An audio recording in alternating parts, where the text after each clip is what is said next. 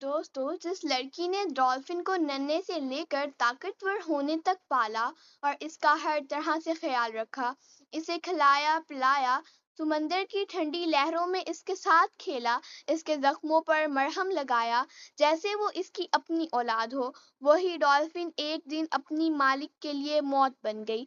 जी हाँ, वही डॉल्फिन जिसे इस लड़की ने अपनी जान से बढ़कर चाहा था, एक दिन समंदर के बीच अचानक इसके करीब आई और पलक झपकते में अपने मालिक को निगल लिया। साहिल पर खड़े लोग चीखने लगे, कोई पानी में कूद गया, कोई मदद के लिए भागा, लेकिन सब कुछ इतनी तेजी से हुआ कि किसी के पास वक्त भी ना था। लम्हों में सब खत्म हो गया, पानी में लहरें और झाग रह गई, लेकिन वो लड़की गायब थी। ये मंजर देखकर वहां मौजूद हर शख्स सकते में आ गया। लेकिन दोस्तों, ये कहानी सुनने में जितनी खौफनाक लगती है, हकीकत में ऐसा कुछ नहीं हुआ। ये सिर्फ सोशल मीडिया पर ट्रेंड करने वाले एक जाली वीडियो की कहानी है।